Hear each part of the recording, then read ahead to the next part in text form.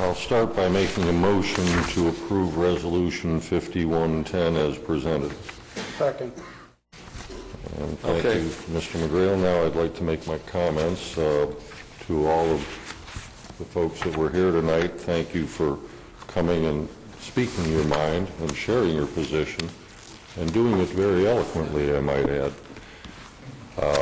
I can count, and that's why I have chosen not to pick this battle with my fellow council members, because actually the invocation rule goes back to 2008, and so the issue here was to leave it alone or to fight to have it pulled. As much as I personally prefer the period of silence and personal reflection, I also can respect people that have a need or a desire or a allegiance to prayer to whichever God. And I have to agree with you on one issue, sir.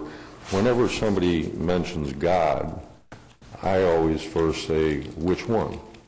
Because there are thousands of them, including Satan, unfortunately, who has been recognized by some to be a god. So I don't take that term to be secular. I consider it generic myself as I like to say, supreme, powerful, positive, universal force in our universe. So whatever it might be, I won't ever purport to know if it is. I have a reservation at some point to have that discussion on the other side, but got to wait to get there. As far as the rest of the resolution, it just speaks for itself. There's really nothing, as the city attorney mentioned, that has been grossly changed. We cleaned it up. We made it consistent in all areas. And I would also have to say that I don't believe that the shirts being worn by these individuals would fall under our council rules, because they are not insulting, they are not campaigning, they are not any of the things that our council rules addresses. They are no different than our soldiers who were wearing uniforms, our police officers who wear uniforms. They're a statement of who the individual is. And with all due respect, Mr. Mayor, I respect these individuals for who they are as much as I do every one of our soldiers and vets that were here tonight, and I see no problem with their T-shirts. Thank you. Councilmember King. Thank you, Mr. Mayor. I understand, Councilman Leitz, that the deed, the invocation, inspirational message shall stay as was? As was. As was? Okay. The reason I'm asking, because my philosophy always has been, if it's not broke, don't fix it. I'll try to quote. I didn't bring my copy with me today, but I think I can remember it pretty well. First Amendment says, Congress shall pass no laws regarding establishment of religion nor limit the free practice thereof.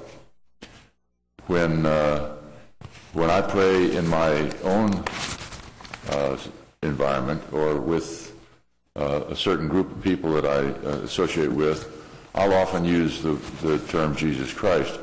I purposely do not ever use that when I offer the invocation here, because let's see, Congress shall make no law respecting an establishment of religion or prohibiting the free exercise thereof. That's good enough. That's a quote of the part I wanted. Because when I say God, if I do say God when I'm giving the invocation, I think everyone out there in the audience assumes I'm referring to his God, and that's fine. In fact, that can even be no God. If you're offended by, and one of you said that you're ordered to stand and bow. No, you weren't ordered to stand and bow. You were said, please stand, and you can decline that sort of an offer. And I don't feel any difference towards you if you choose to sit through that. I do sometimes see people who don't stand and put their hand over their heart when the national anthem is sung, or when the flag is when the Pledge of Allegiance is said, and that bothers me. But that's a different thing. But if you choose to sit and sit it out, that doesn't bother me at all. That's in your own minds that you think you're being offended. Quite frankly, one of you also said our country allows all religions, but what you're doing is trying to insist that we do not allow any expression of religion at all in a public meeting. And personally, I think your desire is to control the majority to do it your way, instead of allowing us to accept you to do it your way and honor you for that, and let us do what we need to do. As far as the second issue, which is our invocation, as Councilman Leach said, he kind of did the math in his head and figured out the majority of our council people are comfortable with the invocation. We're different. We can live with that, okay? I personally have a problem anytime you try to shoehorn anybody into anything. That's why I offered this suggestion. If I was, maybe the reason I don't attend a Hindu or Muslim church is I don't understand them, or maybe if I got better understanding, I wouldn't agree with them, so I wouldn't go there. My suggestion of, if you feel offended, it just is, there are some people that don't want to swear allegiance to the pledge allegiance to the United States of America. That's their option. We are a free society. And if, rather than push the issue, they can come in late. No one's the wiser, and they're just as much of a citizen as you and I.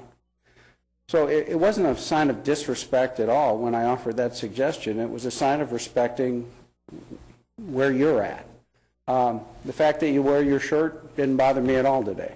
You know, I don't know where we're going with that, but I'm sincerely hoping we don't become a political forum at a microphone, or come election time, we'll turn into a three-ring circus. But as far as your shirts, that's where you're at. Okay. Just as our young Marines wore their uniforms proudly. By the way, two of you, I believe, are veterans. Thank you for your service. And you're very proud of to claim you're a veteran in a country that allows you to wear those shirts. So I get it. We're never going to agree, but we can agreeably disagree on this. And Resolution 5110 is basically a housekeeping issue to clean up what we're currently doing. And so hopefully we can move forward with it. Thank you.